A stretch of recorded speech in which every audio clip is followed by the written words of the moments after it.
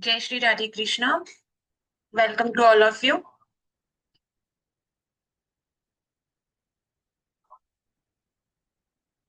आज के क्लास का हमारा टॉपिक है मुद्रा। मुद्रा थेरेपी। मुद्रा थेरेपी मतलब कि आपकी ये ही नहीं, 5 फिंगरों के माध्यम से हम इस कोर्स की शुरुआत करेंगे, इस कोर्स में जानेंगे। क्लास को स्टार्ट करने से पहले मैं आपको अपने बारे में बता देती हूँ। मेरा नाम एकता बंसल है, दिल्ली से बिलोंग करती हूँ। लास्ट 7 to 8 ईयर से इस ऑकल्ट साइंस के अंदर अपनी प्रैक्टिस कर रही हूँ, सीख रही हूँ, सिखा रही हूँ। तो ये एक ऐसा टॉपिक है जो हमारी हेल्थ के लिए, हमारी वेल्थ के लिए बहुत ही इम्पोर्टेंट है। इस कोर्स के अंदर हम सिर्फ मुद्राओं किस माध्यम से, किस प्रकार से हम बहुत सारे हेल्थ इशू को ठीक कर सकते हैं, उसके ऊपर उन्हें ओवरकम कर सकते हैं, और साथ ही साथ इसे हम एस्ट्रोलॉजिकल और जो हमारे चक्रास होते हैं उससे हम कैसे रिलेट कर कर उनको बैलेंस कर सकते हैं। तो ये बहुत ही सुपर कोर्स है। बहुत ध्यान से समझिएगा, ध्यान से कीजिएगा। आपने अब तक हो सकता है ये कोर्स पहले भी कहीं हो किया हो, बट मैं आपको जो ये कोर्स करा रही नहीं जा रही हूँ, ये बिल्कुल डिफरेंट है। क्योंकि मैंने इसके अंदर अपनी बहुत सारी नॉलेज को इसके अंदर एड ऑन किया है। एस्ट्रोलॉजिकल नॉलेज को भी मैंने इसके साथ इसमें जोड़ा है। तो क्लास को स्टार्ट करते हैं। तो क्लास को स्टार्ट करने से पहले छोटा सा एक इंट्रोडक्शन ले लेते हैं। हमारे साथ जय जी हैं। जय जी, यू आर मोस्ट वेलकम। आशा करती हूँ आप बहुत अच्छे हैं, बहुत खुश हैं। और 2 लाइंस में आप अपने बारे में बता सकते हैं कि आपने इस कोर्स को ज्वाइन करने का आपका क्या मोटिव है। के थ्रू मैंने पहले भी मुद्राओं के थ्रू थोड़ा सा सीखा था। बट और मुद्राओं के थ्रू कैसे हेल्थ को ठीक कर सकते हैं या कैसे कई चीजों को जैसे करना है या बहुत सारी चीजें हैं मुद्राओं के थ्रू कैसे किया जा सकता है। इसके लिए मैंने क्या सोचा कि ये करूं। बट मैं प्रोफेशनली न्यूमरोलॉजिस्ट हूँ एंड हीलर हूँ। और शायद मुद्राओं के थ्रू भी हील किया जा सकता है, तो मैंने वो सोच के भी मैंने कहा कि यस। ज्वाइन किया जाए। यस, अगर आप एक न्यूमरोलॉजिस्ट हैं और एक हीलर हैं तो आपको जानकर बहुत खुशी होगी कि इस मुद्राओं के माध्यम से भी हम एस्ट्रोलॉजिकल रेमेडीज कर सकते हैं, हीलिंग कर सकते हैं। हीलिंग्स के अंदर हम क्या करते हैं, हम अपने चक्रास को बैलेंस करते हैं, सबसे बड़ी बात। तो अगर हमारी इन हाथों में भी वो चक्रास के एलिमेंट्स मौजूद होते हैं, ठीक है। चीजें हैं, बट आपने हो सकता है चीजें पढ़ी भी हो, समझी भी हो, बट इसको मेरा समझाने का तरीका कुछ डिफरेंट रहेगा, ठीक है। तो मैं थोड़ा सा पहले ना आपको वर्बली बताना पसंद करूंगी कि चीजों को पहले थोड़ा सा वर्बली समझते हैं, फिर उसके बाद आगे चलेंगे।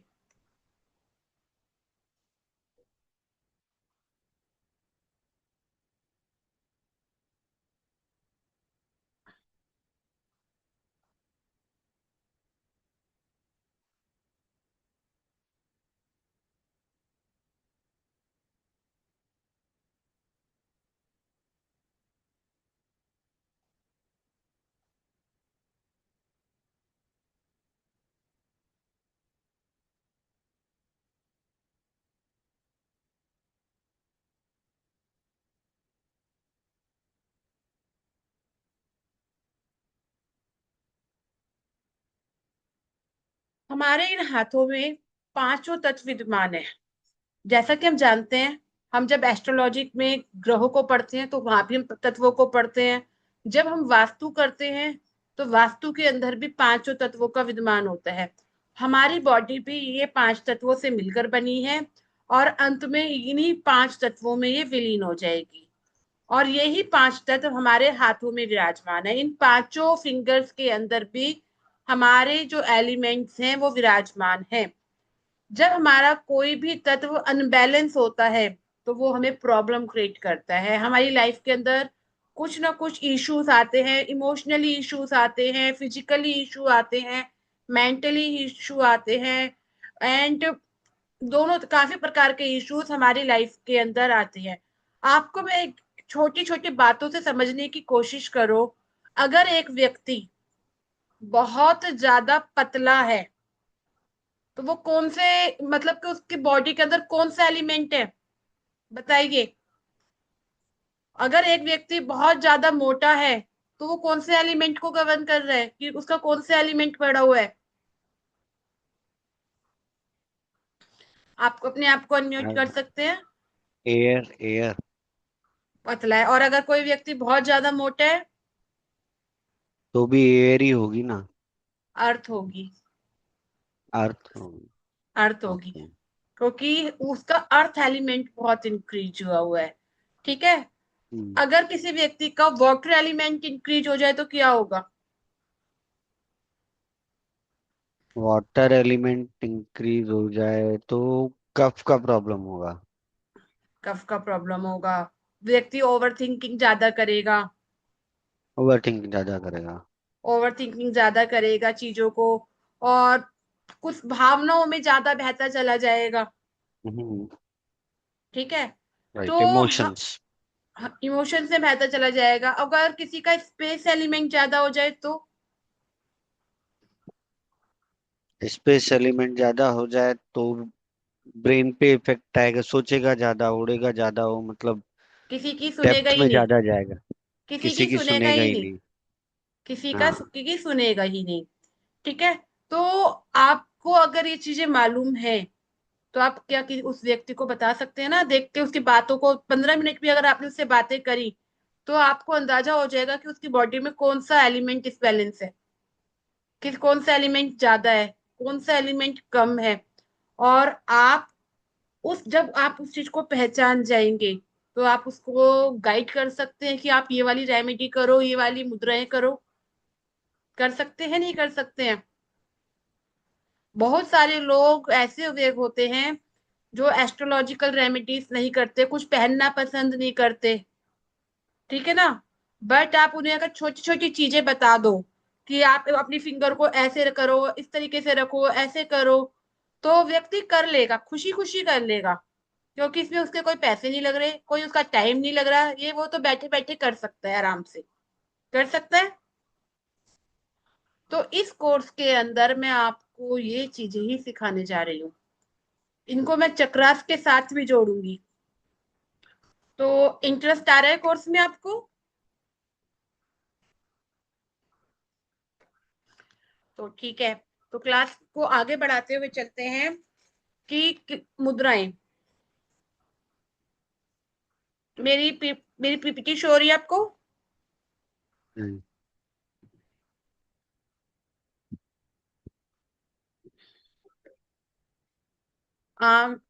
पीडीएफ दिख रहा है आपको।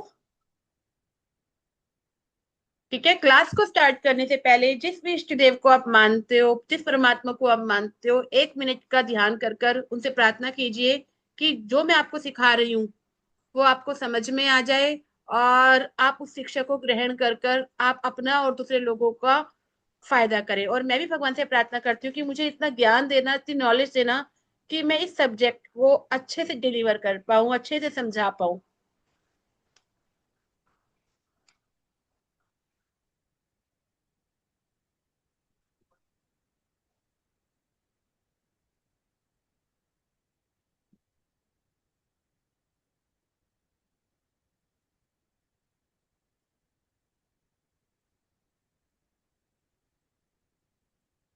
जय गुरु जी। ओम नमः शिवाय।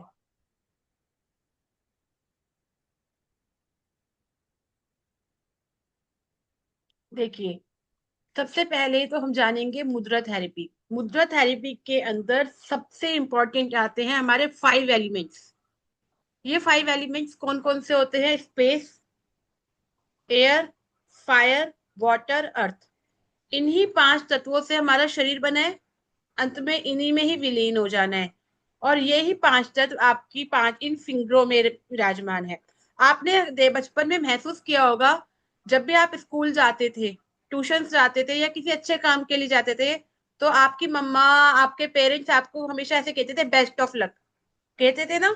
या आप भी आज अपने आप अपने बच्चों को बोलते होंगे, उनको जब आप मोटिवेट करते हैं तो कैसे करते हैं, बेस्ट ऑफ लक।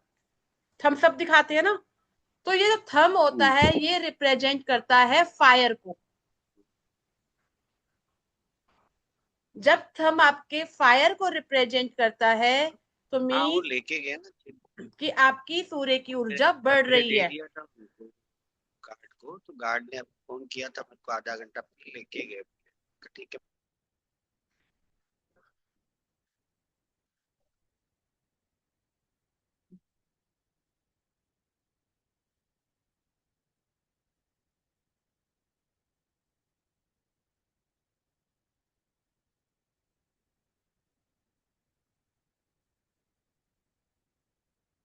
तो आपको यहाँ तक क्लियर हुआ कि जब आपको थंब किसी को दिखा रहे हैं तो thumb represents the fire element. Fire element. Fire element, fire element में अगर आप इसे ग्रहों से जोड़ा जाए तो दो ग्रह होते हैं फायर, फायरी कौन कौन से होते हैं, सूर्य और मंगल। हम्म। ठीक है, तो जो आपका हाँ। थंब है ये रिप्रेजेंट करता है आपके मंगल ग्रह को, मंगल, हाँ, मार्स प्लेनेट को, कि ये आपको एक्टिवेट कर रहा है, ये आपको पुशअप कर रहा है, आपको स्ट्रेंथ दे रहा है। ठीक है, उसके बाद एलिमेंट आता है आपका एयर एलिमेंट। एयर एलिमेंट क्या होती है, एयर एलिमेंट होती है आपके मिडिल, ये थम्स के बाद की जो फिंगर होती है हम्म। ये, तो इसे क्या कहा जाता है, सबका मालिक एक है। एक। एक ही है ना सबका मालिक, कितने होते हैं सबके मालिक हम्म। वरना, हाँ। दो चार एक तो ही। नहीं है किसी के। नहीं ना। नहीं, तो ये बताती है कि आपके सबके मालिक एक हैं, आपकी नॉलेज, आपका ज्ञान सब इसी से देखा जाता है। हमारी बॉडी के अंदर जब एयर एलिमेंट इंक्रीज होता है तो क्या होगा, अगर हमारी बॉडी में एयर एलिमेंट इंक्रीज हो जाएगा तो बहुत अजीब सी फीलिंग होएगी, गैस जैसी प्रॉब्लम भी क्रिएट हो जाती है। आपने देखा है बहुत सारे लोगों हम्म। को एसिडिटीज बनती है, गैस की प्रॉब्लम्स रहती है, वो सब एयर एलिमेंट से आप देख सकते हो। हम्म। एयर एलिमेंट और क्या दिखाता है, हमारी नॉलेज को दिखाता है, हमारे ज्ञान को दिखाता है, हमारी लाइफ के अंदर चीजें क्या हो रही हैं, हम क्या काम कर रहे हैं वो सब दिखाता है। हमारी लाइफ की जो प्रॉब्लम, जो हम एक्टिविटी कर रहे हैं उस चीज को दिखाता है। एयर एलिमेंट आपकी बॉडी के अंदर जो आपका ब्लड का फ्लो है वो किस तरीके से हो रहा है इस चीज को दिखाता है, आपकी क्रिएटिविटी को दिखाता है। अगर आप कितने क्रिएटिव हैं ये बताता है, आप कितने मोशन में रहते हैं, कितने अच्छे से कार्य कर रहे हैं, ये आपका एयर एलिमेंट बताता है। अगर व्यक्ति का एयर एलिमेंट बैलेंस होता है तो क्या होता है, व्यक्ति बहुत ज्यादा क्रिएटिव होता है। अगर एयर एलिमेंट बैलेंस होता है तो बॉडी के अंदर किसी प्रकार की हैवीनेस नहीं लगती, हल्कापन महसूस होता है। ठीक है, आपके जो कार्य हैं वो जल्दी हो जाते हैं, आप कुछ भी कार्य अगर आप इस नॉलेज को सीख रहे हैं ना और आपका एयर एलिमेंट अच्छा है तो आप विद इन वन क्लास में चीजों को समझ जाएंगे। बट जिन्हें चीजें जल्दी समझ में नहीं आती कहीं ना कहीं उनका एयर एलिमेंट डिस्टर्ब है, क्योंकि एयर एलिमेंट, एयर को आप देख नहीं सकते ना, महसूस करते हैं। तो ये आपकी बॉडी के अंदर अगर आपका, आप एयर, आपकी बॉडी में एयर कहाँ से आ रही है बताओ, आप नाक के थ्रू सांस ले रहे हैं, इनहेल कर रहे हैं और एक्सहेल कर रहे हैं। आप किसी अच्छी जगह पर जाओगे जहां पर बहुत सारी खुशबू है तो वहां की फ्रेग्रेंस आपको कैसी लगेगी, वहां का वातावरण आपको बहुत अच्छा लगेगा। बट अगर आप किसी ऐसी जगह चले जाओ जहां बहुत बदबू है तो आपका मूड ही खराब हो जाएगा सारा का सारा। तो ये रिप्रेजेंट करता है, ये इसके साथ साथ ये एनर्जी को भी रिप्रेजेंट करता है। अगर आपका एयर एलिमेंट अच्छा है, बैलेंस में है, तो आप कोई भी कार्य बहुत ही मन लगा के कर पाओगे। बट अगर एयर एलिमेंट बैलेंस नहीं है तो आप ना फोकस नहीं कर पाओगे, आपके किसी भी कार्य को फोकस करने में प्रॉब्लम आएगी। वो कैसे आएगी अब समझो, एयर एलिमेंट आपकी बॉडी के अंदर कहाँ है, अगर आपको जैसे मैंने समझाया कि फ्रेग्रेंस का लिया, क्या कहीं जहां बदबू आ रही है वहां आप किसी भी कार्य पर फोकस कर सकते हैं, नहीं है। अगर किसी जगह का एटमॉस्फेयर या इन्वायरमेंट आपके अनुसार नहीं है, तो क्या वहां पर आप फोकस कर पाएंगे? नहीं कर पाएंगे। आप फोकस वही कर पाएंगे जहां आप कंफर्टेबल है। तो ये दिखाता है एयर एलिमेंट। तो अगर किसी व्यक्ति में एयर एलिमेंट बहुत ज्यादा बढ़ा हुआ होगा, तो वो क्या चीजें होगी उसमें? व्यक्ति में सबसे बड़ी प्रॉब्लम गैस। बहुत सारे लोगों की प्रॉब्लम होती है गैस का होना। नॉर्मल है कि उनको इशू रह रही होती है, गैस हो रही है, एसिडिटी बन रही है, बहुत ज्यादा डिप्रेशन हो रहा है, घबराहट हो रही है, या जॉइंट्स पेन। जब हमारा एयर एलिमेंट इंक्रीज होता है तो हमारे जॉइंट्स पेन का भी इशू आता है। दर्द की जो हड्डियां हैं उसमें थोड़ा सा क्या हुआ है, खिंचकाव आ गया है, जिस वजह से वहां पर हवा का इशू आ रहा है। तो अगर आपका एयर एलिमेंट कम होगा तो व्यक्ति क्या होगा? व्यक्ति बहुत ज्यादा आलसी हो जाएगा, सोचेगा नहीं कुछ भी। उसे कुछ भी कार्य को करने में ना, थिंकिंग करने में कठिनाई होगी। बहुत सारे लोग ऐसे होते हैं जिन्हें ना सब कुछ बना बनाया चाहिए। चाहिए नहीं चाहिए। बट जिनका एयर एलिमेंट बैलेंस होता है वो खुद क्रिएटिव करते हैं, खुद चीजों को कार्य करते हैं। तो अगर आपको एयर एलिमेंट सही करना है तो सबसे पहले वॉक करना स्टार्ट करो अपना, डेली का। अब यहाँ पे देखो, किसी भी चीज के लिए मैं आपको बता देती हूँ कि हमारी बॉडी के अंदर जो ये थंब है ना, ये बहुत सारे काम करता है, बहुत सारे। और इस एयर एलिमेंट को जैसे मैंने बताया, इसका प्लेनेट क्या है? मार्स, मंगल। और थंब प्लेनेट का जो यहाँ का जो प्लेनेट है वो है जुपिटर, बृहस्पति ग्रह। बृहस्पति ग्रह को भी एस्ट्रोलॉजी में वायु का माना गया है, वायु तत्व माना गया है। जब हम एस्ट्रो वास्तु पढ़ते हैं, एस्ट्रो वास्तु कराते हैं, तो हवा का कारक भी जुपिटर कहलाता है। आपके घर में जहां भी विंडो है, जहां से भी हवा आती है, वो जुपिटर है, वहां पर जुपिटर विराजमान है। जब हमारे शरीर में मोटापा बढ़ जाता है, फैट इंक्रीज हो जाता है, तो ये कहा जाता होता है कि एस्ट्रोलॉजिकल में कि आपका इनका जुपिटर बहुत बढ़ा हुआ है, इंक्रीज हो गया है। तो उसे कम करने के लिए कहा जाता है, कि उसे बैलेंस में लेकर आने के लिए कहा जाता है। तो अगर आपका जो ये हमारा जो थंब है, इसको समझो, इसकी रेमेडी भी समझते जाओ थोड़ी थोड़ी।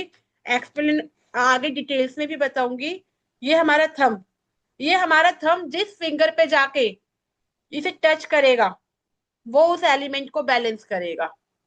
क्योंकि हमारी जो थंब है ना, इसके अंदर जैसे फायर की एनर्जी है, फायर की एनर्जी, मंगल की एनर्जी, सूर्य की एनर्जी, क्योंकि दो प्लेनेट ग्रह में। तो सूर्य जहां खड़ा हो जाता है वो वहां पे क्या कर देगा? बैलेंस करता है। तो ये फायर जहां पर भी अगर आपको लगता है कि इसकी बॉडी के अंदर किसी भी प्रकार का कोई इशू आ रहा है, या ये एलिमेंट इन्हें प्रॉब्लम कर रहा है, सबसे पहले तो हम उसे बैलेंस करते हैं। बैलेंस करने के लिए आप क्या करोगे? इस थंब को इस एयर एलिमेंट के साथ यहाँ पे करोगे, कर कर देख सकते हो आप ऐसे। आपकी बाकी की फिंगर रेस्ट रहेंगी, किसी प्रकार का कोई प्रेशर नहीं है। आप इसे, आप जहां भी बैठे हो, अगर आप कोई मुद्रा योगा कर सकते हो, पद्मासन लगा सकते हो, सुखासन लगा सकते हो, तो वो कर लो। अगर नहीं कर सकते तो आप आराम से बैठे हुए अपनी चेयर पर बैठकर अपने दोनों हाथों को अपने पैरों पर रखकर आराम से कर सकते हो। ये आपकी बॉडी के अंदर आपके एयर एलिमेंट को बैलेंस करता है। अब ये आप बैलेंस भी करता है, अगर मान लीजिए किसी का एयर एलिमेंट बहुत ज्यादा बढ़ा हुआ है, किसी को गैस की प्रॉब्लम आ गई, ठीक है। अब गैस की प्रॉब्लम आ गई तो क्या करेंगे? इसका मतलब कि उनकी बॉडी में गैस बढ़ी हुई है। अब किसी चीज को कम करने के लिए हम इसी फिंगर को इस थंब से दबा देंगे ऐसे।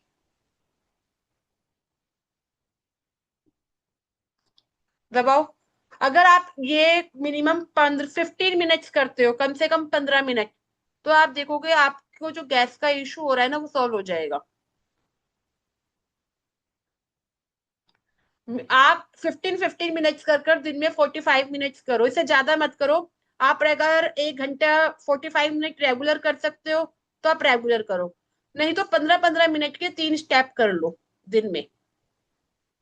तो ये आपको गैस की प्रॉब्लम से बचाएगा। अगर आपको लगता है किसी भी व्यक्ति के अंदर एयर एलिमेंट कम हो रहा है, क्रिएटिविटी कम हो रही है, व्यक्ति को कुछ समझ नहीं आ रहा, किसी चीज पर फोकस नहीं कर पा रहे। काफी बार हम लोग ऐसा होता है ना कि हम इतना किसी भी कार्य पे फोकस नहीं कर पाते, कोई हमें समझा रहा है हम नहीं समझ पा रहे हैं, या बहुत सारे बच्चों को बहुत चीजें जल्दी से समझ में नहीं आती। तो आप उनका एयर एलिमेंट कम है, तो इसलिए क्या करेंगे, आपका जो थंब है इस फिंगर के इसमें जाएगा।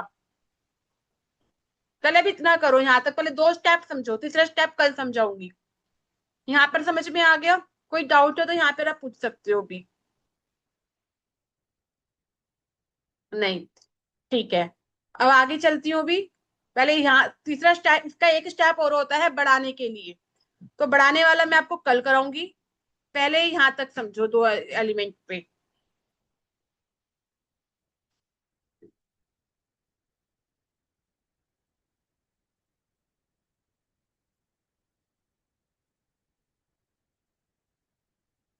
चलो अभी इसका ना एक पॉइंट और रह गया आपका, यहाँ पे भी एक पॉइंट और समझा देती हूँ। अगर ये चीज और देखिए, फायर एलिमेंट का किसी किसी का क्या होता है, हमारा जो बॉडी के अंदर, जैसे फिंगर बताई, थंब बताया, ये फायर एलिमेंट को रिप्रेजेंट करता है, गर्मी को रिप्रेजेंट करता है। ठीक है।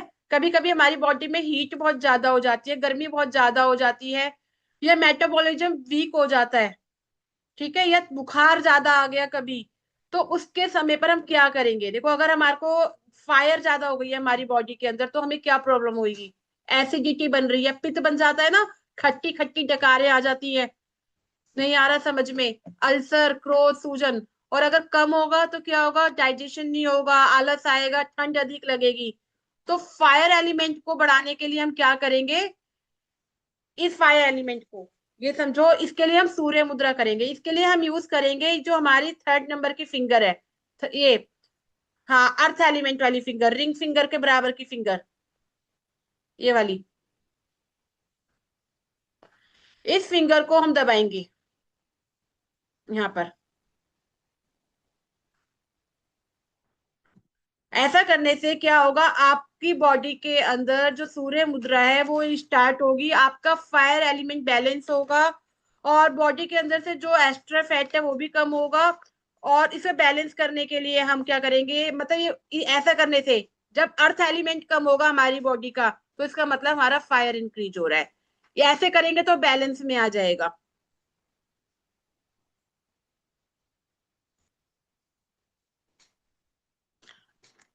हर एक चीज का यहाँ पे पॉजिटिव और एक चीज का नेगेटिव पॉइंट होता है।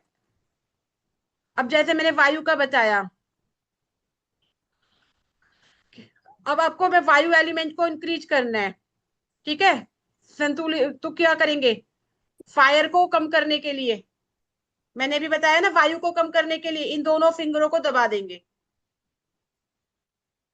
इस तरीके से, ये पिक्चर थोड़ी यहाँ पे गलत लग गई है, ये एयर एलिमेंट को कम करने के लिए है, बैलेंस करने के लिए इसे ऐसे करेंगे।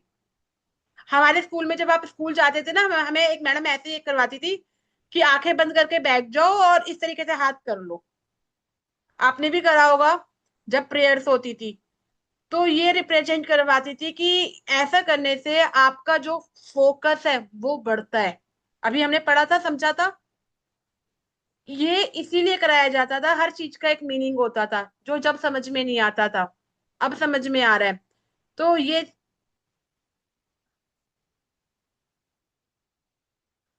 इसके बाद आप देखो, हमारा एक एलिमेंट और बढ़ लेते हैं, स्पेस एलिमेंट। स्पेस एलिमेंट होती है हमारी मिडिल फिंगर। प्लेनेट में देखा जाए तो कौन से प्लेनेट को रिप्रेजेंट करती है? ये सैटर्न, शनि। ठीक है। अगर आपने हस्त विज्ञान पढ़ा है, पामिस्ट्री आती है आपको? पामिस्ट्री पढ़ी है कभी थोड़ी बहुत? नहीं। तो इसकी रेमेडीज भी होती है, देखो मैं आपको बताऊं, जो हमारे नीचे के ये देख रहे हो ना, ये आप देखो कौन सा सबसे ज्यादा उठा हुआ है आपकी फिंगर में, जोन सा भी यहाँ पे आपको लगेगा गद्दा सा बना हुआ है, वो प्लेनेट आपका सबसे ज्यादा स्ट्रांग है, और जो इसमें नीचे गड्ढा जा रहा है वो सबसे वीक है। आप यहाँ से, कि आपको मैं एक छोटी सी टिप बता रही हूँ, देखो कौन सा ऐसा यहाँ पे गद्दा टाइप का हो रहा है जो बड़ा बड़ा है, बताओ। जो सबसे उभरा हुआ है, जो हाथ देख के पता चल जाता है भैया इस व्यक्ति के अंदर ये एलिमेंट की ज्यादा है। जैसे मैं देखती हूँ तो मेरा जुपिटर बहुत ज्यादा गद्देदार है। ये पेफर, ये एयर एलिमेंट के नीचे, तो ये आपका मतलब जुपिटर, बृहस्पति।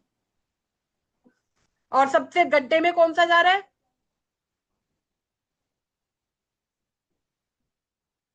आ, कौन सा जा रहा है ये नीचे? ये अभी हम यहाँ पे पढ़ेंगे, इसका मतलब कि आपका यहाँ पर जो सूर्य है वो वीक है। आप कुंडली भी चेक करोगे तो उससे पता चल जाएगा। अब हम पढ़ते हैं पहले स्पेस एलिमेंट। तो स्पेस एलिमेंट की जो फिंगर होती है वो होती है आपकी मीडियम। ये दिखाती है कि आप हमने क्या, स्पेस कहाँ है, आपके कानों में जो आवाज आ रही है, आप किसी चीज को जो सुन पा रहे हैं, वो स्पेस एलिमेंट है। आपके घर में स्पेस एलिमेंट कहाँ पर होगा? आपके घर में जहां पर सूर्य का प्रकाश आता है बट वहां पर छत नहीं है, वो आपका सूर्य, वो आपका स्पेस एलिमेंट है। जैसे आपके घर की बालकनी।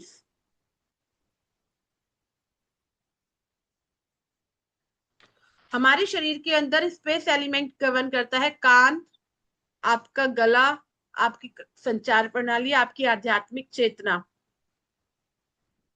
अगर जब आपका स्पेस एलिमेंट बैलेंस होगा तो आप कुछ भी कार्य करोगे बहुत अच्छे से रिप्रेजेंट कर पाओगे, सोचने समझने की शक्ति अच्छी होगी, आपकी स्पिरिचुअल ग्रोथ होगी।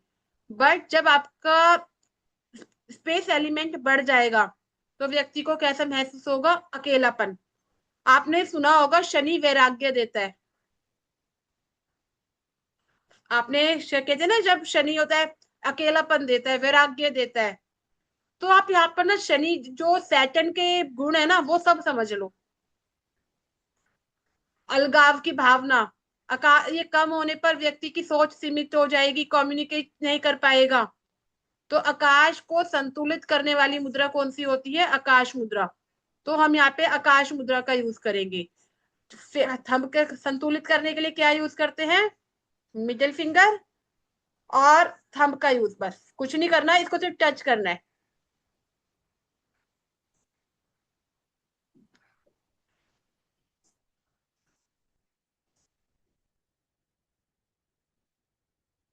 और अगर इसको बढ़ाना है तो इसको क्या, अगर इसे कम करना है तो अंगूठे को ऊपर रख देंगे इसके।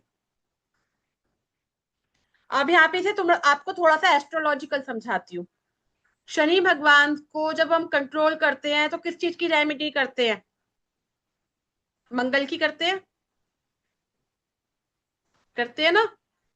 तो ये फायरी प्लेनेट और ये शनि ग्रह, तो यहाँ पे मंगल का ही सहारा लिया जा रहा है।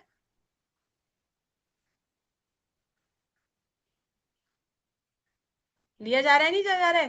तो अगर मान लो किसी का इशू आ रहा है, सैटर्न की कोई प्रॉब्लम चल रही है, तो हम उनको रेमेडी दे सकते हैं, नहीं दे सकते हैं?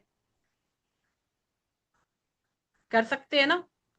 आपने अपने क्लाइंट को या किसी को रेमेडी भी दे दी और पता भी नहीं चला, आपका काम हो गया। लग रहा है इंटरेस्टिंग कोर्स, मजा आ रहा है? हाँ ना में जवाब दो, मुझे मुझे पता तो चले कि मैं सही पढ़ा रही हूँ गलत पढ़ा रही हूँ। ओके। तो अब इसमें दो चीजें और भी है। अब इसमें ना मंगल का, अब अगर मंगल को शनि की जरूरत है तो क्या अभी जब हम इंक्रीज वाला मैथड पढ़ेंगे किसी भी एलिमेंट को बढ़ाने के लिए, तो हम उसको नीचे की तरफ ले आएंगे। सैटर्न को मंगल की जरूरत है, तो हम ये फायर है ना, तो इस फिंगर को कहाँ ले जाएंगे? इस एलिमेंट पे। तो बढ़ाने वाला कल सिखाऊंगी, पहले दो सिखाऊंगी आज। यहां तक क्लियर हो गया? कोई क्वेश्चन, कोई डाउट? नहीं है? ठीक है। तो आज ना, आज इतना ही करते हैं, बाकी का ना कल करेंगे। क्योंकि जिन्होंने आया आज ज्वाइन नहीं किया है ना, तो वो आज देख लेंगे क्लास को, और फिर कल वो भी आ जाएंगे साथ में। पर जितना बताया है उस पर प्रैक्टिस करना, और ठीक है, जिससे चीजें क्लियर हो जाए आपको। राधे राधे, जय श्री कृष्णा। ऐसे